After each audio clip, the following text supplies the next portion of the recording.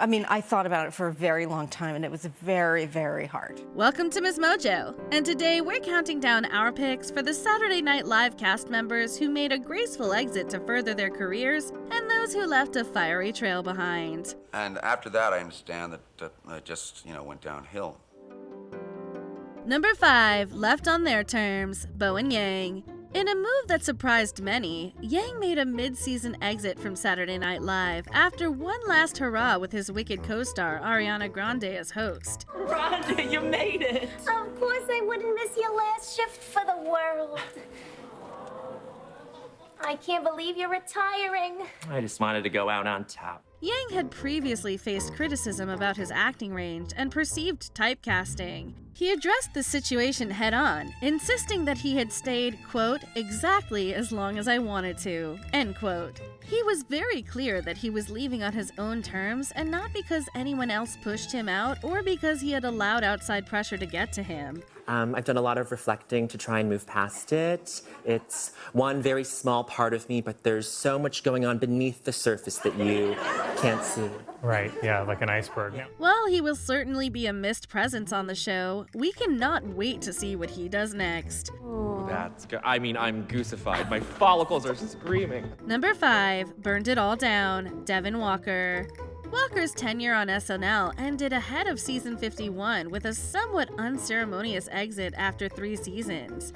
You were saying bye-bye to those 2002 IBM ThinkPad laptops with a little red nipple in the middle. An Instagram post jokingly titled, "Wait, did he quit or get fired?" hinted that the split wasn't as mutual as perhaps we initially thought. Walker likened his time on the show to a dysfunctional family that was sometimes really cool, sometimes it was toxic as hell. Queen said not today, Satan. The key is coming right. I slide down the block like your girl saw me and He later followed up with a story where he described the breakup as good news and a chance to move on and try new things. Even with the upbeat framing, the subtext suggested some unresolved tension rather than a clean, friendly exit. And they say the same thing. They say, thank you for bringing swagger back to the city. What was once a swagless dump is now a swagtropolis. Number 4, left on their terms, Amy Poehler. Amy Poehler was an absolute icon during her time on the show, bringing her incredible comedic timing and boundless energy to Weekend Update, and a host of memorable characters. Tonight I'm the preacher, I got a bookish look and you're all hot for teacher. Todd looking fine on his snow machine, so hot for each other need a go-between. She effortlessly blended razor-sharp wit with genuine warmth, making her a beloved presence for fans. Her departure was a textbook case of leaving on a high note. Following her storied run on SNL, she went on to star in Parks and Rec, which became a critical darling and cultural phenomenon. We need to remember what's important in life. Friends, waffles, and work. Or waffles, friends, work. Doesn't matter. But work is third. And in a beautifully full-circle moment, Leslie Knope even got to visit the Weekend Update desk along with April Ludgate. Just don't ask her if she knows who Amy Poehler is. I used to watch this when Seth Meyers did it by himself with no one else. And he made it look really easy. Number 4 burned it all down, Jay Pharoah. Jay Pharoah spent 6 seasons on SNL and stood out for his strong impressions, particularly of President Barack Obama. Such a nice office. I mean, the best, huh? Yeah. I don't know why more offices aren't oval. You know, I've thought that before. So, while we're waiting, is there anyone else out there? When he left in 2016, it came as a surprise. Pharoah later suggested the split wasn't especially friendly, pointing to feeling underused and facing pushback for speaking up. They put people into boxes, and, whatever they want you to do, they expect you to do. And I'm fiery too, man. He shared that he urged SNL to hire more black comedians rather than expecting their current ones to don a dress whenever a female role was required, taking credit for Leslie Jones and Sashir Zamata joining the team and even claiming he almost freaking lost his job for it. While the experience was clearly frustrating, Pharoah said he still has a lot of respect for Lorne Michaels. Did you like Lorne? Do you have a good relationship with him? Yeah, I like Lorne. Yeah, ain't no problem with Lorne Michaels. What Chris Rock say? Chris Rock said, I met Lorne Michaels. I ain't been broke ever since. Number 3 left on their terms, Kate McKinnon. Kate McKinnon spent 10 seasons becoming one of SNL's most reliable scene stealers. They were real respectful about it. They were in a line, and then one by one they'd step up, slap a knocker, and then go to the end of the line, wait for another turn. Known for her physical comedy and deep commitment to characters, she left a big impression during her time on the show. As you can imagine, carrying that rep for a decade is exhausting, and SNL has a famously grueling schedule. Not to mention, she had been working on multiple projects while balancing her so-called day job. So really, it was time for a rest. I loved it. I had the best decade, and then I was just like, my body was tired, and I felt like it was time. A rest that would open the door to other and new creative endeavors. She gracefully transitioned into the next phase of her career, leaving behind only fond memories at Studio 8H. So, what'll it be then? You can go back to your regular life and forget any of this ever happened? Or you can know the truth about the universe. The choice is now yours. Number 3 burned it all down, Damon Wayans. Wayans' tenure was incredibly brief, lasting only a single season, but his exit became the stuff of SNL lore. Yes, we've got the whole transaction on videotape. We still got 3 people that saw you kill that undercover cop. Feeling boxed in and sidelines, Wayans decided to take control during a live sketch by playing his character in a way that was very much not what was expected. The fallout was instant. He was fired almost as soon as he left the stage. We're not saying we condone anything here, but this is how legends are made. You're that guy from the game, Mr. Monopoly. In the flesh.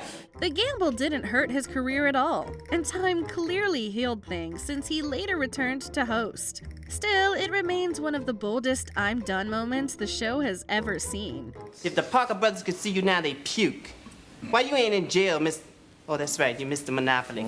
Number 2, left on their terms, Will Ferrell. This comic actor was an absolute powerhouse during his time on the show, delivering a steady stream of iconic characters from cheerleaders to presidents to musicians. When I campaigned to be your president, I promised that if elected, I would change the tone in Washington, that I would end the usual partisan bickering and reach out to my opponents, often with a helping hand. His fearless, often bizarre sense of humor helped cement him as one of the show's all-time greats. But then, like many greats before and after him, he simply felt it was time to move on. Although he admitted it was a gamble, since there wasn't exactly a pile of scripts waiting for him. Craig, tomorrow morning, we are going to be real Spartan cheerleaders! This has got to be our year. Still, SNL had made him a star, so he decided why not try and ride that momentum. Judging by what came next, it was anything but a cotton-headed Ninny Muggins move. I'm a cotton-headed Ninny Muggins. No, buddy, you're not a cotton-headed Ninny Muggins. We all just have different talents, that's all.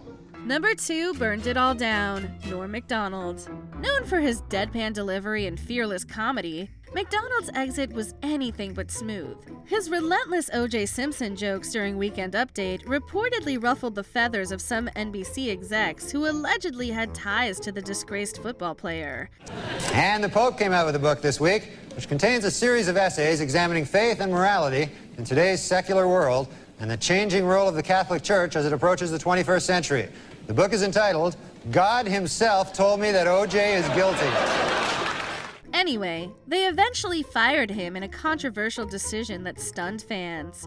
What followed became a very public example of comedy colliding with corporate comfort levels. Random House will be releasing special commemorative issues of many Dr. Seuss classics. The first to hit the bookshelves will be Green Eggs and Ham and O.J. is Guilty. Yet, Norm's exit became a defining moment in SNL history. You might say he got the last laugh when he was invited back to host and couldn't help ribbing the show for letting him go and for its declining ratings since. Then it occurred to me, I haven't gotten funnier. The show has gotten really bad.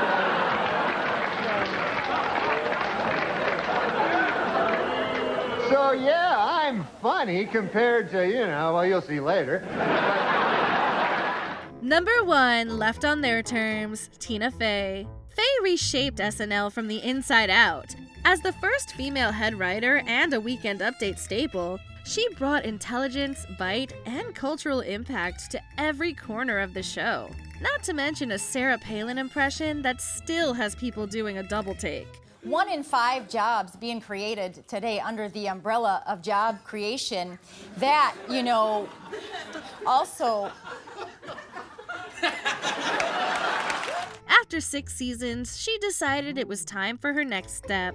That next step became 30 Rock, a series that took her behind-the-scenes experience at SNL and turned it into an award-winning sitcom.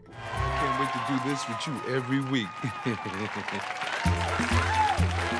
After her departure, Michaels openly acknowledged the hole she left behind, which says everything.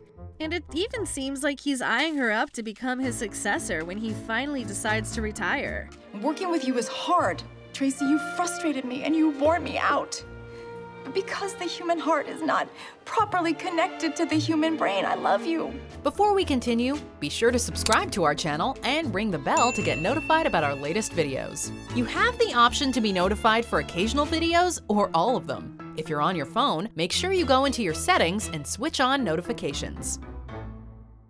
Number 1, burnt it all down, Chevy Chase. Chase was arguably one of SNL's very first breakout stars, instantly setting a high bar for defining what it meant to be a not ready for primetime player. With his incredibly sharp wit, Ford was on the campaign trail announcing in Detroit that he has written his own campaign slogan. The slogan, if he's so dumb, how come he's president?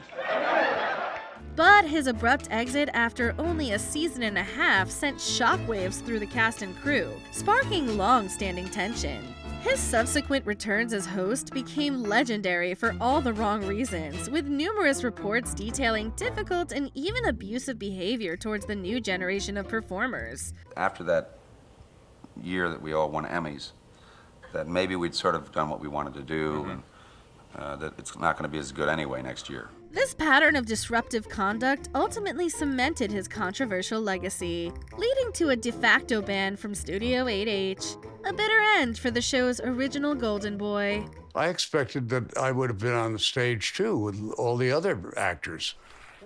When Garrett and Lorraine went on the stage there, I was curious as to why I didn't. No one asked me to. Why was I left aside? Did we miss any epic exits or quiet goodbyes? Let us know in the comments.